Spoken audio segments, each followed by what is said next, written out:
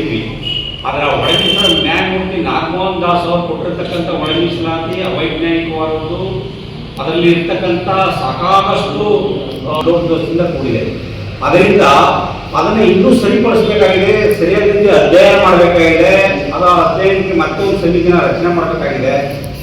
ಅದುವರೆಗೆ ಅದನ್ನ ಸಂಪೂರ್ಣವಾಗಿ ಜಾರಿ ಮಾಡಬಾರ್ದು ಅಂತಕ್ಕಂಥದ್ದು ನಮ್ಮೆಲ್ಲರ ಒತ್ತಾಯ. ಯಾಕೆಂದ್ರೆ ಅವರು ಹೇಳಿದ್ದಾರೆ, ನಾನು ಕಳೆದ ಪ್ರತಿ ವರ್ಷದಲ್ಲಿ ಹೇಳಿದ್ದೀವಿ, ಅವರು ಇರ್ತಕ್ಕಂಥದ್ದು ಒಂದು ಸಮಾಜದ ಪರವಾಗಿದ್ದಾರೆ. ಅವರು ಒಂದು ಸಮಾಜದವರ ಕೂರ್ಸ್ಕೊಂಡು ಸಭೆ ಮಾಡಿದ್ದಾರೆ. ಇವತ್ತು ಅವರು ಮಾಡ್ತಕ್ಕಂಥವರು ಅವರ ಪದಗಳ ಬಳಕೆಗಳನ್ನೆಲ್ಲ ತಾವು ನಮ್ಮ ಸ್ನೇಹಿತರು ಕಳೆದ ಪ್ರತಿ ವರ್ಷದಲ್ಲಿ ಹೇಳಿದ್ದಾರೆ. ಅದರಿಂದ ಅದೇ ಹಿಂದೆ ನಂತರ ಹೇಳಲಿಕ್ಕೆ ಹೋಗಲ್ಲ. ಅವರು ಎಲ್ಲೋ ಒಂದು ಕಡೆ ಅವರು ನಮ್ಮ ಸಮಾಜದ ವಿರುದ್ಧವಾಗಿ ಆ ಒಂದು ವರದಿನಲ್ಲಿ ಅವರು ಉಲ್ಲೇಖಗಳನ್ನ ಮಾಡಿದ್ದಾರೆ. ಯಾಕಂದ್ರೆ ಹೆಚ್ಚಿನ ಸಂಖ್ಯೆ ಇರ್ತಕ್ಕಂಥ ಬಲವಾಗಿ ಸಂಬಂಧಿತ ಜಾತಿಗಳನ್ನ ಕಡಿಮೆ ಮಾಡಿ ನಮಗೆ ಬಿ ಗುಂಪಿಗೆ ಆಗ್ತಕ್ಕಂಥ ಒಂದು ಹುನ್ನಾರವನ್ನ ಅವರು ನಡೆಸಿದ್ದಾರೆ ಅಂತಕ್ಕಂಥದ್ದು ಈಗಾಗಲೇ ಸರ್ಕಾರ ಗಮನಕ್ಕೂ ಬಂದಿದೆ. 2 ಸದನದಲ್ಲಿ ಬಿಲ್ ಮಂಡನೆಯಾಗಿ ರಾಜ್ಯಪಾಲ ಸಹಿ ಹಾಕಿದ್ರು. ಅದು ಕಳೆದ ತಿಂಗಳು 27ನೇ ತಾರೀಕು ಕ್ಯಾಬಿನೆಟ್ ಅಲ್ಲಿ ಅದನ್ನ ವಿಡ್ರಾ ಮಾಡಿದ್ದಾರೆ. ಅದನ್ನ ಸದ್ಯಕ್ಕೆ ಅದನ್ನ ತಡೆ ಹಿಡಿದಿದ್ದಾರೆ. ಮತ್ತೆ ಬಿಲ್ಲುಗಳು ಮತ್ತೆ ಜಾತಿ ಸಮೀಕರಣಗಳೆಲ್ಲ ಸರಿಯಾದ ತನಕ ಈಗ ನಾವು ಅದನ್ನ ಹಳೆ ಮೀಸಲಾತಿ ಅಂತಲೇ ಜಾರಿ ಮಾಡೋಣ. 2022ರ ಇಂದಿನ ಮೀಸಲಾತಿ ಜಾರಿ ಮಾಡೋಣ, ಅದರಂತೆಯೇ ಉದ್ಯೋಗಗಳನ್ನ ತುಂಬೋಣ. ಈಗ ಇರ್ತಕ್ಕಂಥ ಒಳ ಮೀಸಲಾತಿ ಸದ್ಯಕ್ಕೆ ಬೇಡ ಅಂತಕ್ಕಂಥದನ್ನ ಅವರು ಇಟ್ಕೊಂಡಿದ್ದಾರೆ. ಆದರೆ ಕೆಲವು ಮಾದಿಗ ಸಂಬಂಧಿತ ಜಾತಿಗಳ ಮುಖಂಡರುಗಳು, ಕೆಲವು RSS ನ ಏಜೆಂಟ್ಗಳು, ಯಾಕಂದ್ರೆ ಅವರು RSS ನ ವಾದಿರಾಜತ್ರ ಅವ್ರ ಜೊತೆ ಎಲ್ಲ ನಿಂತಿರ್ತಕ್ಕಂಥ ತಾವು ನೋಡಿದ್ರಿ.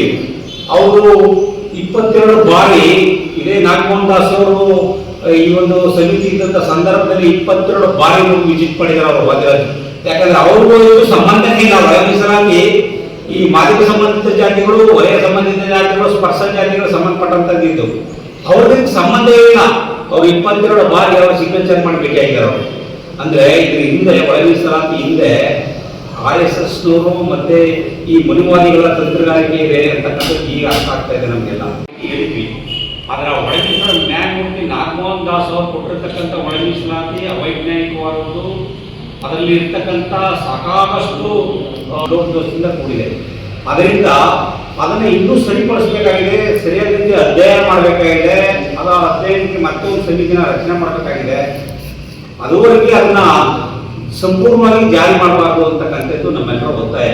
ಯಾಕೆಂದ್ರೆ ಅವರು ಹೇಳಿದ್ದಾರೆ, ನಾನು ಕಳೆದ ಪ್ರತಿ ವರ್ಷದಲ್ಲಿ ಹೇಳಿದ್ದೀವಿ, ಅವರು ಇರ್ತಕ್ಕಂಥದ್ದು ಒಂದು ಸಮಾಜದ ಪರವಾಗಿದ್ದಾರೆ. ಅವರು ಒಂದು ಸಮಾಜದವರ ಕೂರ್ಸ್ಕೊಂಡು ಸಭೆ ಮಾಡಿದ್ದಾರೆ.